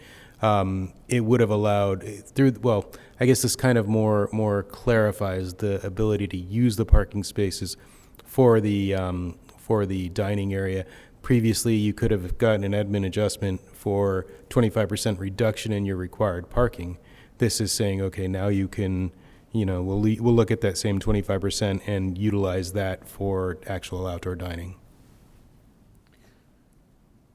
So last February, Miami Beach, there was an older lady crashed into outdoor dining from the parking lot, accidentally hurt 6 people, killed a person. My concern in doing this is that, hey, we're saying, let's make this really easy to take and convert some parking spaces into dining and put people that are eating right next to people that are parking, where maybe we had a more designed approach to where we had diners and parkers before. I'm concerned that maybe we're trying to make this a real simple, somewhere between putting up a tent in a parking lot and doing it the right way. Are we going to half step here? And if we have a process that's a deliberate designing process in place, I don't quite understand the difference and why we don't just refer back to that process. If a restaurant wants to have outdoor dining, let them go through that normal process. Why skirt that? So I think that this actually is basically just taking the 25% of your parking spaces and codifying that that's the number that the normal process can apply to at this point, right? Because, in fact, we're even strengthening some of that language that has to do with design and construction and safety standards as far as railings and separations, barriers, etc. So that's language that was not in this section before that is being added in order to address some of the concerns that you had brought up right there. And what we can look at in addition to that are design guidelines that are provided as a supplement for outdoor dining. This is something that we would look at for parklets as well. Those design guidelines in other communities, those that have embraced parklets and made them successful, they've addressed that very issue. And they're looking at the engineering standards for how you can protect diners in that dining space from vehicle traffic. They're looking at tapers. They're looking at the size, the location of those barriers to provide minimum protections. And that's not something that I would advocate in the code itself, but that is something that we could look at as a supplement design guideline to go along with the application to reinforce that we are looking for safety. And I think as we've put into the code, we've set the minimum standard for the barrier, railings, fences, walls, combination thereof with the planter boxes. We are looking for some response to how a prospective restaurant would treat and design that space. I'm not sure that we're looking to prescribe the solution in the code, but that is on our mind. I think, as you mentioned before, the parklet has been deferred to do a little more study, I guess, and before implementation of some language. Yes, I think that's a use that the council has to determine first whether it wants to allow in an on-street parking space, if that's a use that's appropriate on a public street. I think that's the first question. The second question is, how do you design it? And I think there was great recognition of the restaurants on Grand Avenue that made those spaces what they were. I think there was a lot of energy that went into that, and it really it helped the vitality of the community for that period of time. But it was temporary, and I think that's part of it. That if that were to be made permanent, the design aesthetic would have to be improved, safety would have to be addressed, and those can be addressed through those design guidelines. So that's what we can look to from the other communities. If council were to say, we want to make this part of the streetscape, we want to make this something we have in the city of Escondido, we can do that.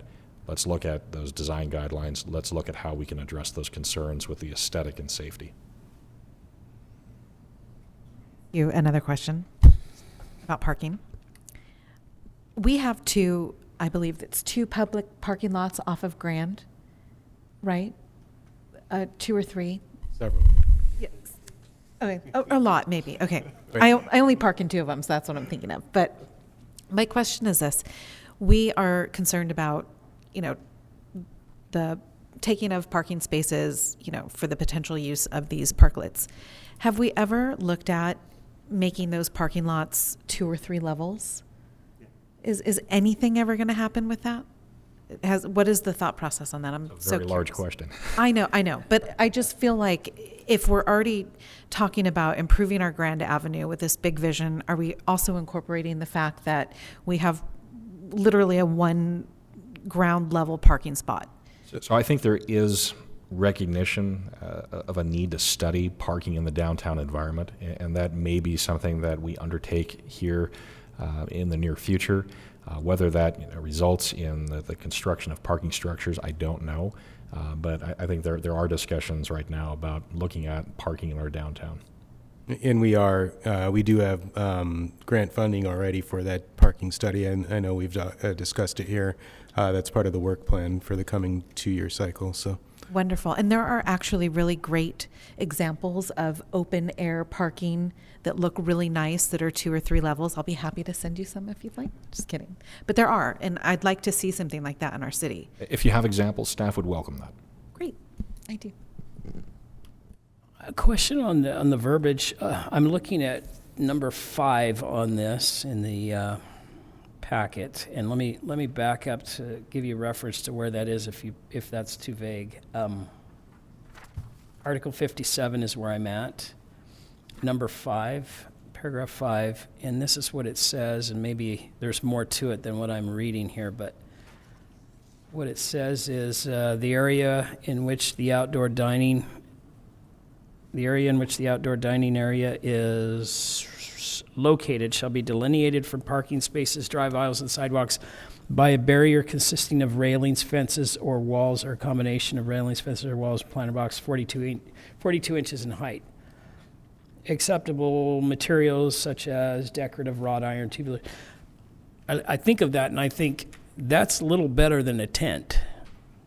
What additional safety measures do we have if someone says, well, I just want to take these parking spaces and put wrought iron fence around them to barrier this off and have people eating there? What am I missing in terms of their design requirements? Does this then defer to some other requirements, or is that it? There's also the requirement for design review, and I think that would be the opportunity for greater staff review of a particular application that's proposed by our restaurant. So nothing codified, just staff's opinion in that review process. There's no actual code section or prescriptive requirements that we'd have that are documented. It's simply staff's review. For design review, yes. And as I suggested, we could also look at issuing a set of design guidelines that would be attached with an application for outdoor dining, if that were something that was supported by the Planning Commission. That certainly would be something that we're looking at if we were to proceed with parklets. So that would not be part of the ordinance, but it would be a set of supplementary design guidelines that's provided to an applicant with their application. I like that idea that there is some additional design criteria, and that process of doing a little further investigation with the parklets sounds like a reasonable idea to pursue that and develop that.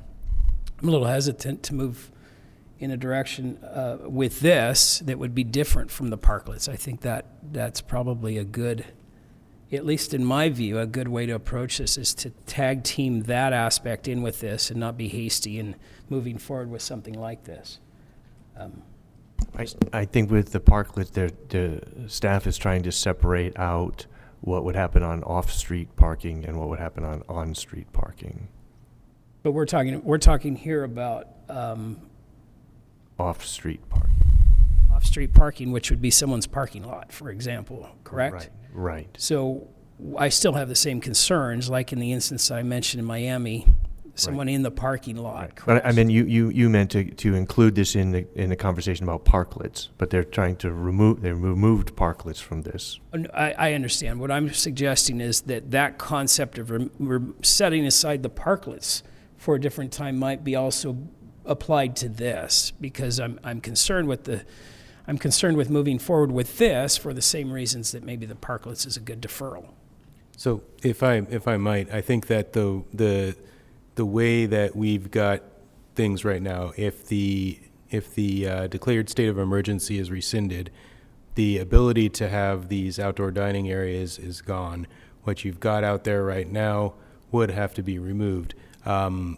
The idea, I think, at this point is to allow them to be maintained, obviously not in the form that you see here, but in a more aesthetically appropriate form. And I think if we can put together some design guidelines and development guidelines or standards that we could utilize those same kind of standards. And I think what I'm hearing kind of is things like bollards or concrete barriers or something like that would potentially provide that vehicular pedestrian separation and a little bit more of a sturdy separation between the two. We could look at doing something as far as design guidelines that would be encompassing of any treatment, whether it be parklets in the right-of-way, private parking lots, etc. But I think that this action tonight would address the use of the parking lots on private property separately from the action that would potentially look at parklets at some future date. To that, how many restaurants or businesses are requesting that they have a provision to continue what they're doing? What's the number? So for parklets, there is demand, and we know that because we've gotten outreach from businesses that are looking for a special temporary use permit to erect a parklet on street. So we know that exists. We also know that there's at least 2 restaurants that still have these temporary outdoor dining areas. This is one. There was at least one other that staff identified in its review of those special temporary use permits we've issued. We have not had direct contact with those businesses to ask, do you want to keep this? Do you want to retain this? But rather, we're looking to create a channel, a path by which they could. And it's our intent that if the local proclamation of emergency is rescinded, that this ordinance has a sunset date, that through code compliance, we do that outreach to those businesses to let them know the rules are changing, to educate, inform them of what those new rules are, and in the case of outdoor dining, if this were adopted, to advise those businesses that still have a special temporary use permit of how they can engage with the city, make an application to convert their outdoor dining to a permanent use. That would be our intent if this were adopted. So I don't know exactly how many of those businesses truly are interested in making this permanent, but for this restaurant, the other, they've continued to have their outdoor dining areas. Many others have chosen to take them down. But there are at least 2 examples that still have them up. Two that we know of, but no one has asked. Is that right? For the off-street, correct, and then for parklets, there's at least 2 that I'm aware of that are interested in a parklet. Okay. We should note also that the two that we're aware of in the parking, in the off-street, those are in parking spaces. We do have others that, even one I just mentioned a little while ago, that have recently been constructed in landscaped areas, but not in parking spaces.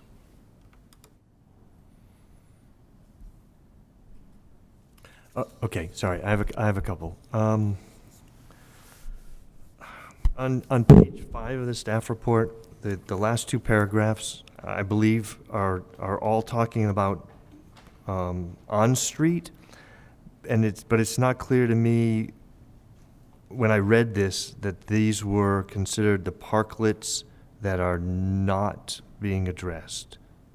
Correct. Those are parklets that are not being addressed.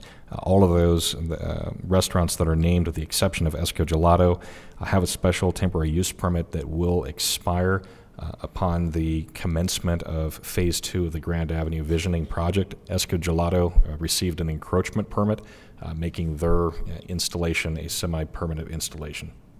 Right. So, okay, so that was part of my question. They're going to expire. But why would we not have the same rules for Esco Gelato? So Esco Gelato is off Grand. It's not affected by the Grand Avenue Visioning Project itself, and I can't speak for the history of that exactly, but the encroachment permit was not tied to the uncodified ordinance. It was not tied to the expiration of that proclamation of local emergency. And in addition, that was, they submitted plans that had architectural drawings designed with to meet building codes, and was reviewed and installed per plan. So it's not just something that was thrown out there. Oh, sure. Like a lot of the others are, right? Sure. And I think the idea at this point is the city, and we want to get direction from council on what their ultimate goal and desire is for these kinds of installations. We've got this one, it's there, it's been permitted, it can stay until it's time to resurface the street, and at that point we'll figure that one out, but we should have hopefully some policy direction from our council before then. Well, yeah, so that's what I guess I'm getting at is, so how was that was approved administratively? Correct. And without a policy about public parking spaces? I mean, it's taking up public parking, right? So it was approved in compliance with what the measures were in the urgency ordinance. That said, I understand that the idea is that it's permanent, right? Well, you said it wasn't related to the emergency. I thought you were saying that. It was installed because the use itself, outdoor dining in the right of way, is something that is related to the urgency ordinance. The installation, right, the structure that was built is different. That is something that was permitted through an encroachment permit, something allowed to be placed in the right of way. We didn't have, I guess it was still kind of to an extent the Wild West back then, when we didn't know what's going on, what are we going to do, But if Plan 9 had asked to submitted an architectural plan and something more permanent, we would give them an encroachment permit. At this point, we would not, because No, I mean back then. Back then, sure, We would have given them an encroachment permit. Probably would have, right? But today we would be rescinding theirs because it's on Grand and not Esco Gelato's because it's on Calmia. And I think that the people on Grand knew not to do something permanent because they know street work is coming, right? So Esco Gelato knows that when we go to pave the street, they're going to lose that. They are aware, yes. All right. I mean, I think, to be fair, all of the people that are going to lose the stuff on Grand, then Calmia's got to lose theirs too. I really don't see how we can kick everybody else off the street and not kick them off the street. That's not business friendly. Neither is kicking off all the other ones. I think the idea on Grand, you're going to have wider sidewalks ultimately. That's going to provide that ability, so that same utilization. So you want to close all of Grand, but other people want to park. It's amazing. They're right there, right Okay. next to it. All right. Gelato. home occupations. So you said that this says staff does not recommend that this continue as a permanent change to the zoning code. And did it present some problems? It was just never utilized. Oh, The changes to the home occupation permit, we hadn't heard anyone having utilized them, so. okay, great. Street I don't care about. We did that. So this is just my opinion. We're going to add outdoor dining shall meet current California Building Code and Americans with Disabilities Act requirements for accessibility. And I always just personally think that we don't need 100% of everything to be handicap accessible. If we have lots of dining options, do we need the handicapped person to be able to sit at every table? It seems like like overkill. It's not every table. Well, For yeah. ADA access in a restaurant, it's usually like a percentage. If you say so. In Escondido, I've seen handicap access is like 100% everywhere all the time. Commissioner Makara, if you could use your microphone for the record, we can't hear you. Is it our code that a restaurant has to have 100% ADA capacity to seat in Escondido? ADA is, well, our requirements are driven by the California Building Code. Yeah. ADA is separate, but it's very similar. The building code has requirements for a certain number of seats at a dining hall, just as it does a certain number of parking spaces in a parking lot. But it's not that every space or every seat or whatever has to be accessible. Under the temporary code, I would say that most cities looked the other way when it came to accessibility. And for us to make this a permanent addition, we can't do that. Sure. Okay. And then there was a comment in the staff report, and it was brought up here today about there was no community outreach for this, and I think that's sad. I think we really should have had community outreach and people give their feedback on this before it came to us, and maybe we wouldn't be having so many questions. But that's neither here nor there. And then last thing is way at the end, Exhibit B, page 5. There's a table of permitted accessory uses and structures, and this just a technicality that it still includes the strikeout. And this was supposed to be the thing that's the final version, and I didn't know if you really want the final version to have a strikeout or if it's just a mistake. Thank you. That's a mistake. Okay. So I heard a couple things that the commissioners might want to include in a motion or something. And one was about the wayfaring on the parking, the off-street parking for things like pregnant people and pickup and stuff. And I kind of like the staff's recommendation for it's allowed 1 up to 5%, but I kind of would like it to say of other reserved parking spaces, so that because we're going to have the pregnant moms and the firefighters and reserved for the police and reserved for pickup, and I'm going to be parking like way in the back. and so I would like to see that kind of change, and I don't know if you really want to push one of your things or not in part of a motion. I do have an idea for a motion, if it's time. Yeah. Actually, I fail to see the need or the benefit for this. What I see is that we have processes in place. Those are good processes, deliberate process. They involve design, discretion. They involve thought, oversight, outreach. I don't see any problem with those processes. I see that we had a temporary need. In some cases, it wasn't taken advantage of, and I agree with the language in this proposal that those needs that were found not to be needed should be eliminated, and I agree with that.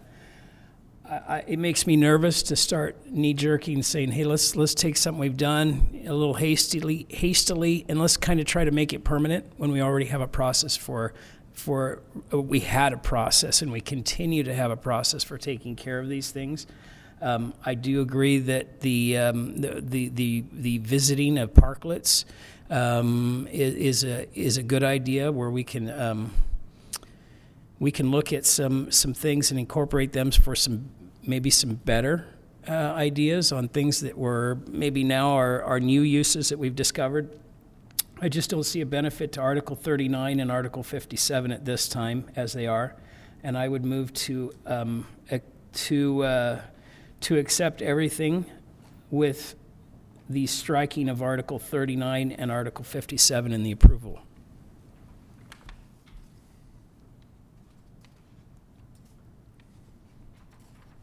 Do I have a second? Hearing none, do I have another motion?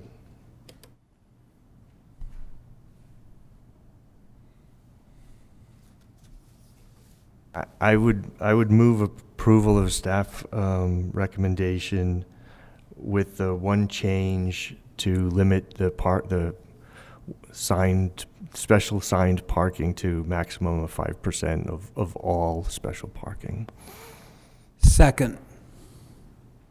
Call for the vote. Vice Chair Paul, Yes, approve. Commissioner Barber, Yes. Commissioner Macaro, Approve. and Commissioner Spear. No. The vote is 3-0 to approve. Motion passes. All right.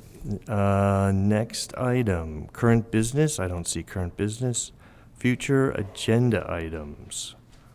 Remind me, future agenda items, is that us or you? That's you. It's all you, Commissioner Paul.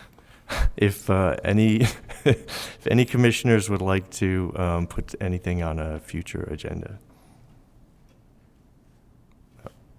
Okay. I was going to make a request of staff, but I don't think it's a future agenda item. So would this my request come at a later? I'll give you another opportunity. All right, thank you. J, oral communications. Anyone who'd like to, their 3 minutes on another item not on the agenda. Seeing none. Moving on. K, planning commissioner comments. Yes. I know we do not participate in administrative approvals. We don't participate in that process, so we certainly don't have any authority. But I still think it would be useful to the Planning Commission if we can receive reports from staff on what kind of projects received administrative approval, so we can have a handle what's happening in land use in our city, since we are the land use body. We can work towards, we're working towards making some improvements in our software for reporting that would hopefully be able to give you guys that visibility. So I'm not going to say it's happening tomorrow or even next week, but we've got that on our radar and a way to be able to provide that to you folks. Once we get beyond something like that, we'd have to start really filtering what type of, what level of project you're looking for information or interest on. Is it, a minor addition to a commercial building or a new duplex? There's a lot of variables to it, and we can talk offline and figure out what it is that you might be looking for and find out some good ways to report out. It might be losing 2 parking spaces downtown. Thank you, Commissioner Paul. Any other planning commissioner comments? All right. City planners report. Just to let you know, we will not be holding a meeting on the 14th of February. Next meeting will be the 28th, and we have a few items tentatively slated for then. Potentially our housing element will be coming back and ready for, hopefully, adoption. We will probably be reaching out to you folks to get, especially the 3 of you who were not on the commission when it was initially adopted a year and a half ago, to kind of give you some background and information, but we'll make that opportunity available to all the commissioners on a two commissioner at a time basis kind of thing. So you'll be hearing from either myself or Veronica in the next week or so. Adam, because the housing element is a large document, what's your anticipation on when we might get a peek at? It's actually posted online. It's So we been can on look for a at it. while. Yep. Yeah, okay. Mhm. Okay. Meeting adjourned.